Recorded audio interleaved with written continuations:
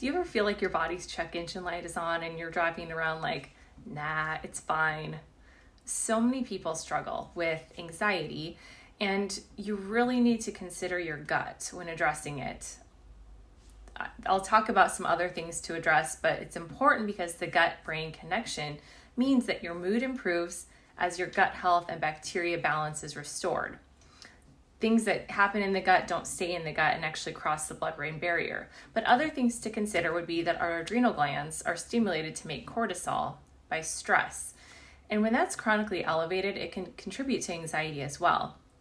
Glycine is an amino acid that's part of glutathione and part of your neurotransmitters. So when you have a lot of cortisol, it drains vitamin C, it drains electrolytes.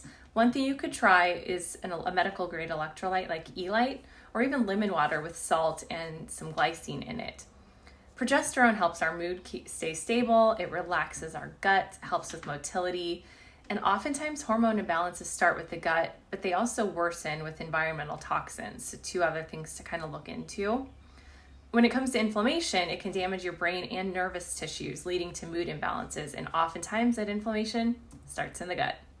Chronic infections that might be in your digestive tract, your sinus, or your mouth, your urinary tract, or even yeast, fungus, candida, or mold are contributors. Mold toxicity can cause symptoms like anxiety and depression, oftentimes brain fog, and not to mention suppressing your immune system, opening you up to all kinds of chronic illnesses.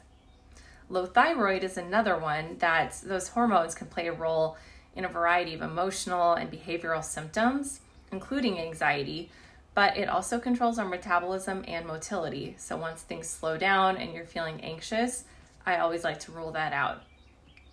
Mineral deficiencies can also manifest as mood issues. So zinc, manganese, selenium, chromium, magnesium, those are some of the key players to look into.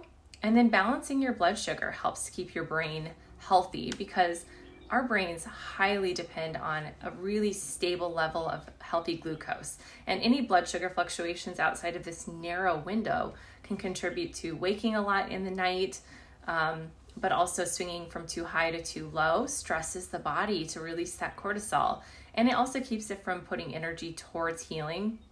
Plus, it feeds yeast, fungus, and candida. In some people, caffeine can be a trigger just because if they're really sensitive to caffeine or slow detoxers, it can trigger that stress response and increase cortisol. So something to look into. And then food sensitivities are also really common, like gluten and dairy, especially because they can cross the blood-brain barrier when you have leaky gut and park on these opiate receptors and sort of do damage and bring inflammation to the brain. And then finally, toxins like heavy metals get stored in the brain, and viruses like to hang out there too, contributing to neurological issues and autoimmunity. So on that note, toxic thoughts can't be ignored either, because it's really easy to get caught in this vicious cycle, which just solidifies these negative neural pathways.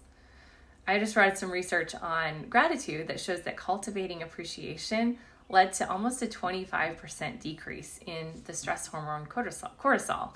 So that's something that you can easily tie into your everyday life. And if you pair it with deep breathing to sort of reset that nervous system, you can definitely get some added benefits.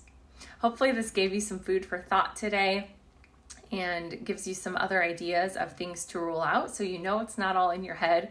In fact, it might be in your gut. Send me a message if you have questions or are interested in any lab testing.